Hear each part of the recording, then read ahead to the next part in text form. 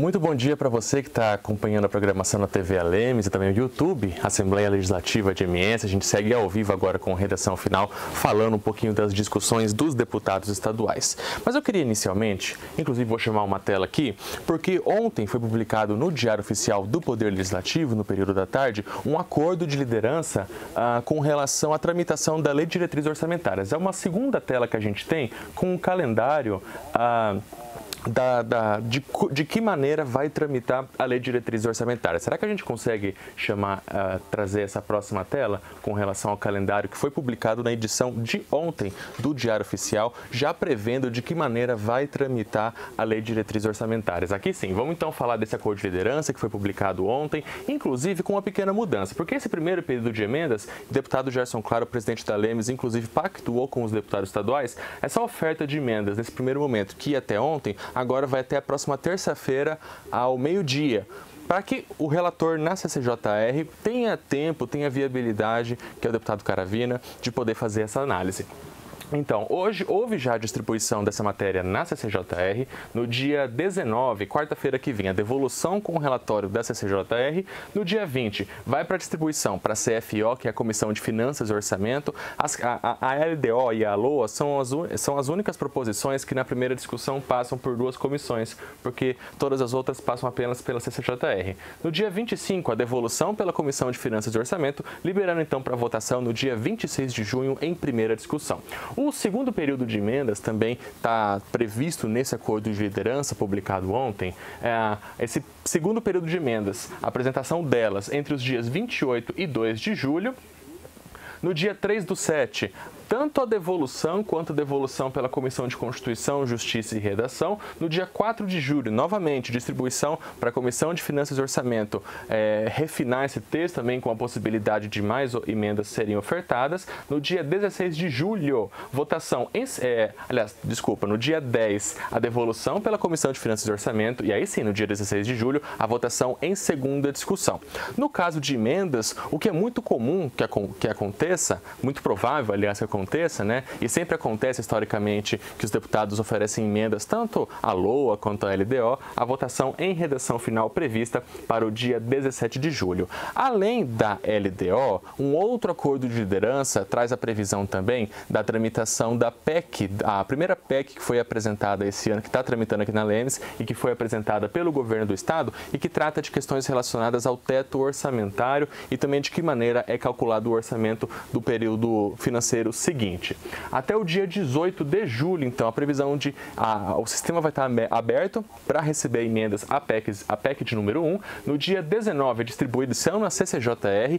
Na semana seguinte, no dia 26, a devolução pela CCJR. No dia 27, a votação em primeira discussão, matéria sendo aprovada. No dia 28, vai para a distribuição na Comissão Especial de Reforma da Constituição, que é uma comissão sempre já criada, designada no começo de cada ano da legislatura, cada sessão legislativa. No dia 4 de julho, está ali o número 6, mas na verdade é o mês 7, a devolução por essa comissão especial, para então votação em segunda discussão no dia 10 e no dia 11 de julho, caso haja emendas, a votação em redação final. Então são essas duas matérias que estão com calendário diferenciado, matérias calendarizadas, como a gente costuma dizer, dentro da Assembleia Legislativa e que vão ter uma tramitação mais célere aí nas próximas semanas. A gente segue acompanhando sempre cada passo, cada votação aqui na TV Alemes. Bom, falei bastante, né, que essas matérias vão passar pela CCJR e é dela que a gente fala agora, né, porque quarta-feira é dia de reunião da Comissão de Constituição, Justiça e Redação. Como eu falei, teve a distribuição, o deputado Caravina é o relator da Lei de Diretrizes Orçamentárias. Outras matérias também receberam parecer da comissão, dos membros da comissão. E a gente começa falando de uma matéria em que a relatora foi a presidente da comissão, deputada Mara Caseiro, e que traz uma regulamentação para compra, para aquisição de medicamentos à base de canabidiol aqui em Mato Grosso do Sul. A gente tem que deixar bem claro que essa comissão e a Assembleia Legislativa não está analisando qualquer tipo de liberação da cannabis, não é nada disso. É o uso e o acesso ao medicamento que é feito com ativo da cannabis, né? Que está dentro desses produtos, são os produtos à base do canabidiol, o CBD, e o tetrahidrocanabidiol, para tratamento de doenças, síndromes e transtornos. E o que nós fizemos, então, analisamos dentro desse projeto? A gente viu as legislações de outros estados, como São Paulo, Santa Catarina, entre outros, e também numa discussão com a própria Secretaria de Estado de Saúde, numa análise de que nós não podemos impedir a comercialização desse medicamento, o acesso a esse medicamento, porque nós temos pessoas que dependem para se manter bem por conta desse medicamento, né? Então, nesse caso, o que a gente trabalhou dentro do projeto de lei e fizemos uma emenda substitutiva para que, primeiro, houvesse a constituição de uma comissão para análise técnica para a implementação de diretrizes para o acesso aos produtos industrializados, contendo como ativos derivados vegetais e fitofármacos da cannabis sativa. Essa comissão vai ser constituída pela Secretaria de Estado de Saúde, né? E ali vão ter as diretrizes para o acesso a esses medicamentos industrializados e que sejam também, inclusive no artigo 2º, a gente deixa bem claro aqui que os produtos de cannabis para fins medicinais de uso humano somente serão fornecidos em conformidade com a regulamentação da Agência Nacional de Vigilância Sanitária. Ou seja, é um medicamento que vai ter no seu ativo alguma molécula aí da cannabis, enfim, mas será aprovado, que seja aprovado pela Anvisa. E aí sim, será feita a distribuição pela Secretaria de Estado de Saúde dentro de uma diretriz, dentro de uma regulamentação. E nós, claro, sabemos que isso tem que ser muito bem fiscalizado. O que nós não podemos impedir é que as pessoas que possuem essas doenças, como epilepsia, o autismo, convulsões, né, que muitas vezes é provocado pela epilepsia, não possam ter o acesso a esse medicamento. O que eu quero dizer é que nós estamos discutindo aqui uma problemática de saúde pública, né? Ou seja, um medicamento que poderá dar uma vida melhor a essas pessoas que têm epilepsia, que possuem autismo, claro, tudo dentro de uma prescrição médica e que vai passar pelo crivo da Secretaria de Estado de Saúde. Pois é, até aí pela fala da deputada Mara Caseira, a gente percebeu que o assunto, né, é complexo. Foi muito debatido durante a reunião da comissão.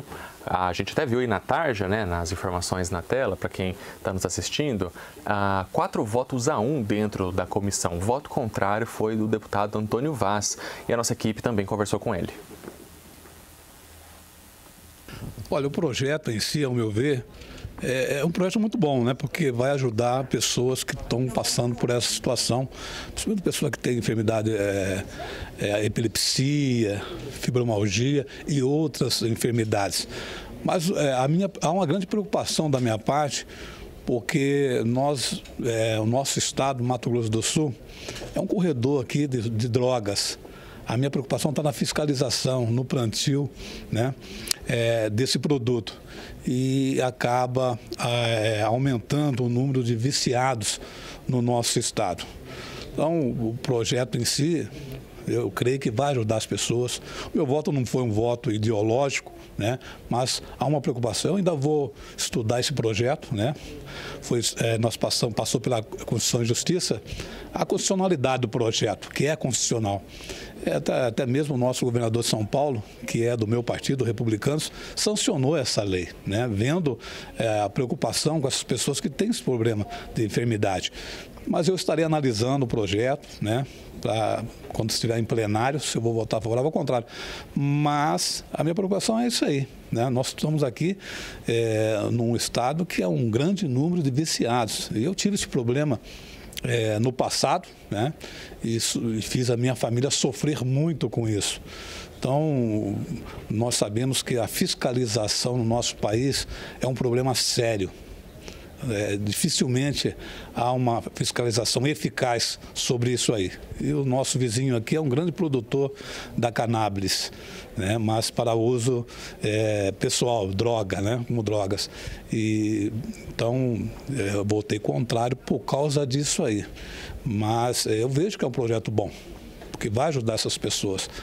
Mas, como eu falei, não é um voto ideológico, né? Mas como eu tive esse problema, então eu fico preocupado com isso aí, aumentar o número de viciados no nosso estado, a destruição dos lares, destruição de família. Eu sei que tem pessoas que são favoráveis, tem partidos que são favoráveis à liberação das drogas, tramita lá no Congresso Nacional o projeto para liberar, né? Mas nós estamos preocupados com isso, porque nós temos lutado muito em favor da família. E nós não queremos que mais famílias sejam destruídas, porque é uma grande degradação da família hoje, com várias situações. E a droga é a entrada para isso, para destruir famílias, para destruir lares. 11 horas e 53 minutos. Vamos falar agora então dos projetos que foram votados na ordem do dia.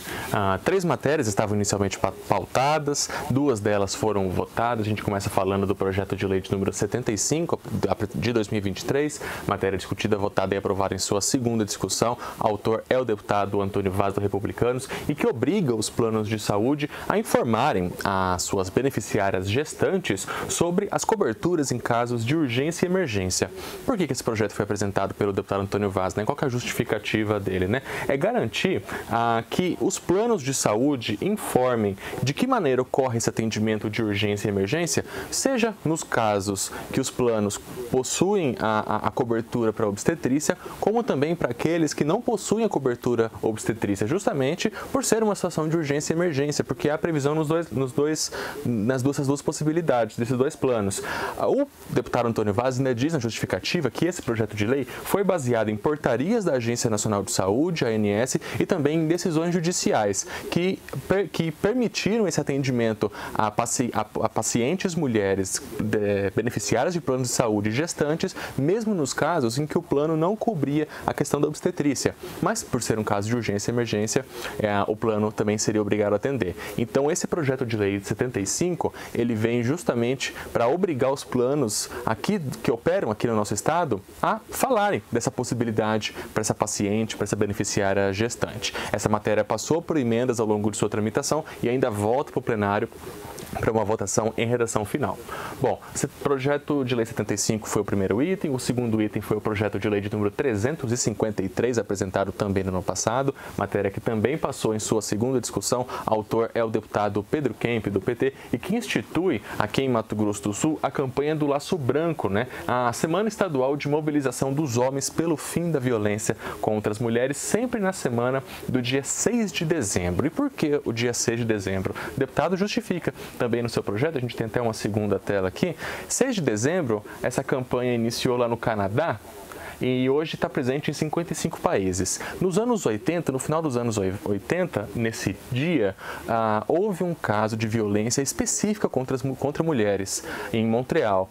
Um homem invadiu uma escola, pediu para que todos os homens saíssem de uma sala de aula e atirou contra as mulheres e apenas contra as mulheres. E depois de todo um processo de investigação, descobriu-se que essa pessoa, esse homem, tinha um ódio, em especial contra as mulheres, pela conquista de direitos civis pelas mulheres. E por ser, então, justamente por toda essa situação, começou lá no Canadá essa mobilização para que os homens também fizessem uma mobilização de fazer esse enfrentamento à violência contra as mulheres, que se transformou na campanha do Laço Branco. O Executivo, inclusive, pode promover campanhas relacionadas a esse assunto. Matéria, então, aprovada, vai à sanção do governador Eduardo Riedel. Bom, esses foram os 2 projetos de lei. Os deputados também deliberaram sobre 2 requerimentos, 14 indicações, 3 moções de congratulação e 2 moções de pesar neste dia 12 de junho de 2024, na sessão de número 49 desse esse ano aqui na Lemes. 11 horas e 56 minutos em Mato Grosso do Sul. A gente começa falando agora das proposições que foram indicadas, apresentadas pelos deputados durante a sessão de hoje. A gente começa falando do deputado Caravina, que pediu ao governo, na verdade, por meio da Fertel, que é a fundação que faz a gestão das emissoras públicas de rádio e TV educativa, que trabalhe, que viabilize a instalação de pontos de Wi-Fi em uma rodovia estadual aqui do nosso estado. Senhor presidente, deputado Paulo, eu queria chamar a atenção dessa indicação. Enquanto secretário de governo, a Fertel fez uma ampliação no contrato com a Claro de atendimento das antenas de retransmissão da TVE nos municípios do estado, passando de pouco mais de 20 retransmissoras para mais de 60. E esse é o contrato com a Claro. E a gente tinha feito um pedido naquela oportunidade para que nós pudéssemos utilizar desse sinal da Claro para melhorar a questão de sinal de telefonia na MS 040. Nós sabemos que aquela rodovia, junto com a BR 267 e 262, está em processo de estudo para concessão.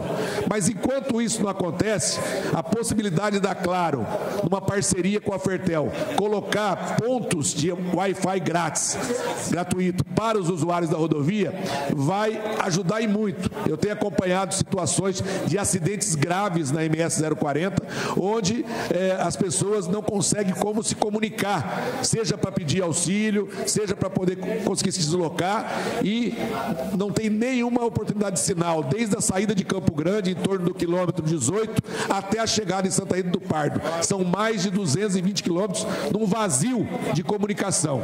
Então, se a Fertel, eu estou encaminhando essa indicação para que o presidente Elias continue essa tratativa com a Claro, para que ela possa colocar pelo menos 3 a 4 pontos, deputada Mara, de Wi-Fi gratuito, para que em eventual acidente ou quebra de veículo, enquanto essa rodovia ainda não tem uma estrutura adequada, possam se comunicar e ser atendido. Existe essa possibilidade. Quando estava no governo ainda tive essa conversa com a Claro, adiantamos essa conversa e agora pedindo ao presidente Elias que retome isso, porque eu tenho certeza que vai ser de importante valia e vai auxiliar aqueles que trafegam pela MS 040. Eu acredito, deputado Pedro Kemp, colocando 3 a 4 pontos nesse trecho de 220 quilômetros, você vai ter sinal a cada 50 quilômetros. A pessoa sabendo disso, com placa indicativa, ela vai saber que indo até ali, ela vai conseguir o sinal de Wi-Fi para se comunicar. E tenho certeza que a Claro, no primeiro contato que nós fizemos, ainda no ano 2023, disse que tem interesse em prestar esse serviço. Então, é só para que continue essa tratativa e com certeza vai ter apoio dessa Casa de Leis. E 2 projetos de lei começam a tramitar aqui na Assembleia Legislativa. E a gente começa falando de um que foi apresentado pelo deputado Antônio Vaz e que quer criar uma política pública de incentivo ao primeiro emprego dos jovens.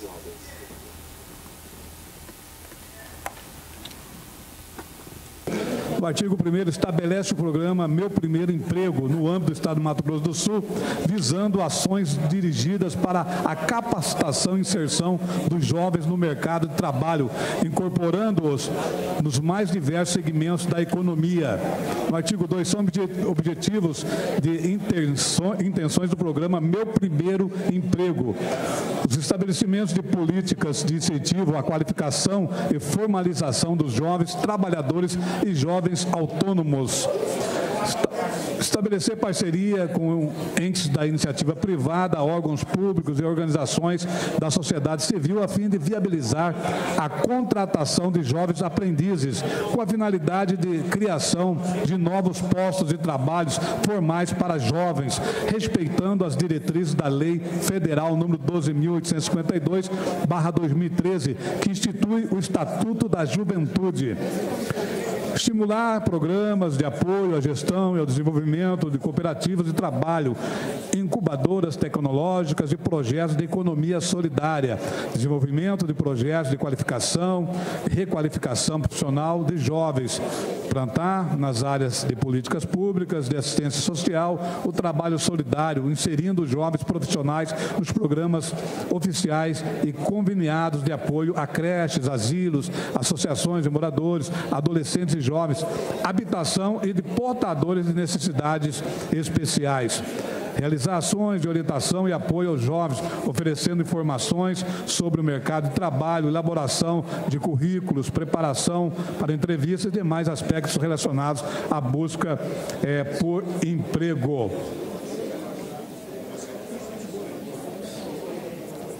Realizar parcerias com órgãos públicos, entidades e instituições para a oferta de cursos, capacitações gratuitas aos jovens participantes do programa.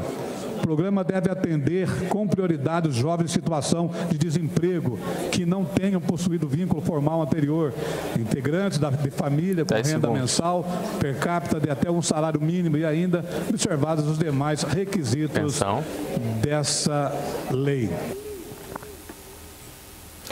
E um outro projeto foi apresentado pelo deputado Roberto Achioca, né? Existe uma preocupação muito grande com relação aos plásticos que a gente utiliza no nosso dia a dia, em especial para aqueles potes, né, que a gente pega, coloca nossas marmitas e tudo mais. Pois é, esse projeto do deputado Roberto Achioca quer que esses potes, esses materiais plásticos que sejam vendidos aqui em Mato Grosso do Sul tenham um alerta caso esse pote tenha em sua composição o BPA. Atualmente, o uso de BPA é proibido apenas para mamadeiras e pratos, garfos, colheres e facas usados por crianças. Nada impede que ele seja encontrado em outros produtos. Vale ressaltar que o BPA é liberado gradualmente do plástico com o passar do tempo, mas o aquecimento, resfriamento ou contato com algum alimento de pH ácido acelera a liberação deste composto, que passa para a comida e entra em nosso corpo. Assim, é de extrema importância exigir que haja ao menos a informação adequada ao consumidor sobre a presença ou não de BPA nos produtos e embalagens plásticas comercializadas no território sul-mato-grossense. Desta forma, o que se busca com o referido projeto é ampliar o direito de informação clara e adequada ao consumidor sul-mato-grossense sobre a existência das substâncias nos produtos e embalagens aqui comercializados, bem como assegurar o direito de escolha por aqueles livres de BPA, com fundamento nos artigos 6, 9 e 31, todos do Código de Defesa do Consumidor. Essas matérias começam a sua tramitação e, como sempre, são analisadas inicialmente pela CCJR. 12h04 em Mato Grosso do Sul. A gente segue ao vivo com Redação Final para falar agora de um anúncio feito pelo deputado Zeca do PT durante a sessão de hoje. Disse que dialogou com o governo do estado, que deve lançar nos próximos dias, olha só, um programa de residência em agronomia para que esses agrônomos residentes atuem em assentamentos da agricultura familiar aqui no estado. Dia 1º de julho, muito provavelmente, através da Fundect, que está fazendo um trabalho extraordinário, a Fundect vai lançar um programa de residência agrária. Os universitários da agronomia, de veterinária, vão receber, Mara, uma compensação, Caravina, do governo do estado, uma compensação financeira aos jovens para prestar serviço nos assentamentos, fazer a prática que o residente médico faz no hospital. E ao final de um determinado período, 2 anos, eles vão ter uma certificação da universidade reconhecendo que ele cumpriu com a jornada e se especializou na agricultura familiar. Combinamos isso com o governador, combinamos a assinatura de um convênio com a FUNASA para acelerar a perfuração dos poços artesianos que precisa nas aldeias, nos assentamentos e nas comunidades quilombolas. Acertamos com o governador um programa de parceria, o governo do estado, INCRA e MDA, para resolver o problema da água nos assentamentos do Pantanal, deputado Zé Teixeira. Vossa Excelência, que um grande produtor, Pantanal fura 200 metros, Pantanal fura 200 metros e não tem água salobra, cada vez pior, inservível para o consumo humano. Vamos fazer um programa para resolver o problema da água. E, por último, requisitou para si o governador, vai autorizar o processo seletivo de mais em torno de 100 e poucos funcionários através do processo seletivo para a Agraer, que tem hoje em torno de 10 escritórios fechados porque não tem gente. Pois é, né? Várias propostas que, aliás, vários programas aí trazidos pelo deputado Zeca do PT que o governo deve implantar em breve. 12:06 em Mato Grosso do Sul, o Pantanal voltou a ser tema de debate na sessão de hoje aqui na Assembleia Legislativa de Mato Grosso do Sul. O assunto foi trazido inicialmente pelo deputado Paulo Duarte, que disse que já conversou com o Corpo de Bombeiros aqui do nosso estado e que já há equipes em mobilização para fazer um enfrentamento a focos de incêndio lá no bioma. Estive hoje de manhã com o comandante do Corpo de Bombeiros, Coronel Frederico, e dia 18 de junho estará aqui uma equipe do Ministério do Meio Ambiente, do ICMS-Bio e do IBAMA, para que possa ajudar o governo do estado nessa questão, o governador Zeca, do combate aos incêndios com aeronaves que o governo tem 6 aeronaves destinadas para combate no Pantanal, homens, brigadistas, corpo de bombeiro, mas eu quero aproveitar a presença do professor Natálio Abrão aqui, um professor meteorologista, para dizer que a expectativa que nós temos esse ano para o Pantanal de chuvas, ela é desastrosa. Junho, que é junto com o mês de julho, que é o mês de baixo volume de chuva, a média nos últimos anos, que era 20 milímetros, choveu no município de Corumbá, deputada Mara, 1 milímetro no mês de junho. Então, haverá, deputado Zeca, queimadas, não tem como, é uma imensidão muito grande. Precisamos de uma presença mais forte do governo federal, que vai ser feita nessa reunião da semana que vem, mas o problema é sério. Governador Zeca, Vossa Excelência que conhece muito bem o Pantanal, as nascentes do Rio Paraguai, que é lá no Mato Grosso, estão sendo absolutamente a mata ciliar devastada, e isso reduz o volume de chuva, e isso faz com que a gente corra o risco do Pantanal, da região oeste, sofrer um processo de desertificação, e em função disso, não adianta só cobrar do Corpo de Bombeiro, isso é resolver a consequência. A causa é muito clara. Para quem não acredita, né, que as coisas mudaram, que o volume de chuva diminuiu, que as temperaturas aumentaram, é só olhar o que está acontecendo. Então, uma tragédia anunciada numa região que eu conheço, que Vossa Excelência conhece, né, que passa pelo Pantanal. O que está acontecendo hoje é terrível, e aqui não se trata de achar culpado, mas começar a olhar para frente, senão as futuras gerações serão comprometidas e o Pantanal, o Rio Paraguai, daqui a pouco vai ser a tragédia que aconteceu com o Rio Taquari. Se nada for feito, o Rio Paraguai vai secar e o Pantanal vai virar deserto. Pois é, o assunto continuou rendendo no plenário. O deputado Pedro Kemp diz que, inclusive, conversou com o governo e que já existe uma equipe de 150, aliás, homens e mulheres do Corpo de Bombeiros atuando na região. O governador Riedel nos informou que existe aqui uma central de monitoramento. Todos os focos de queimadas que existem no Pantanal estão sendo monitorados. O governador nos convidou para visitar esta central e disse que hoje no Pantanal tem pelo menos 150 homens do Corpo de Bombeiros atuando para debelar esses focos de incêndio, e também disse de parcerias, né, com brigadistas. O deputado Zeca esteve na reserva Caduel, né, lá a comunidade indígena muito preocupada também com as queimadas, né, no Pantanal, normalmente também se organiza para fazer, disponibilizar brigadistas da própria reserva, né, da comunidade indígena para fazer o combate aos incêndios, né?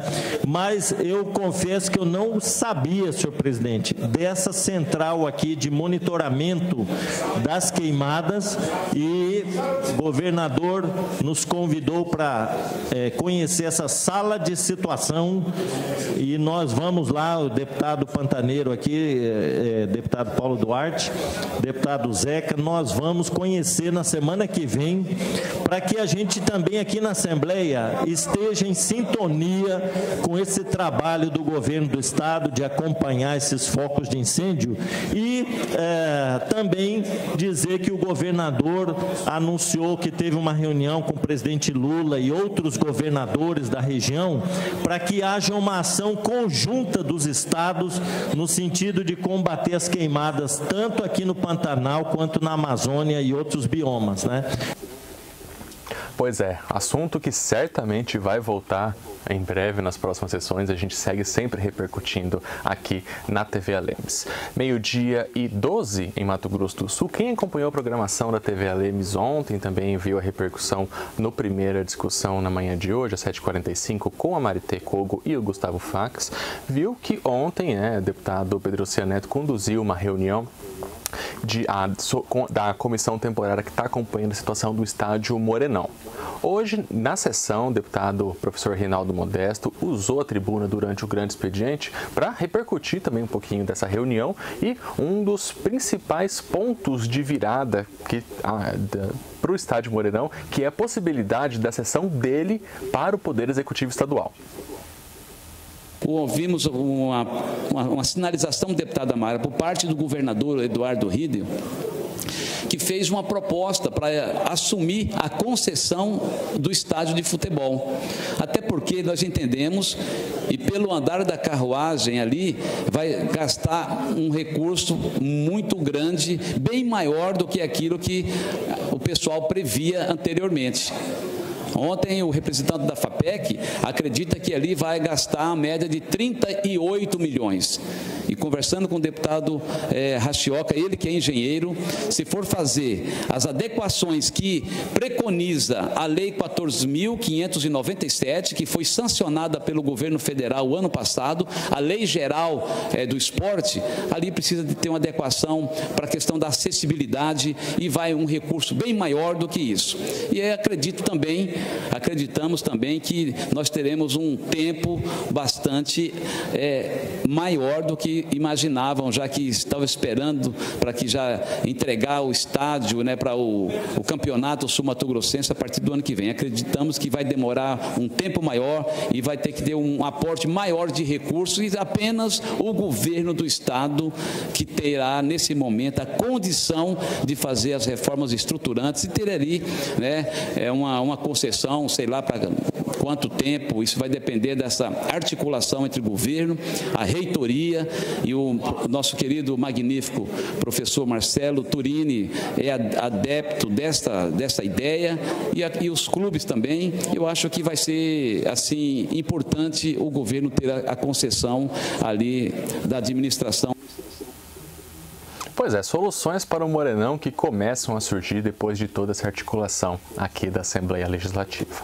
12h14 em Mato Grosso do Sul, a gente vai encerrando então a edição de hoje aqui do Redação Final. Amanhã, quinta-feira, 13 de junho, feriado municipal em Campo Grande, dia de Santo Antônio, o santo casamenteiro para a fé católica. Não há ponto facultativo aqui no Poder Legislativo, então não teremos amanhã a sessão plenária, mas ao longo de todo o feriado você segue acompanhando a cobertura jornalística dos principais fatos, as principais ações dos deputados estaduais durante essa semana. Outras notícias também no nosso site, o www.al.ms.gov.br. Redação Final volta na semana que vem, logo após a sessão plenária, na terça-feira. Já te desejo um excelente feriado.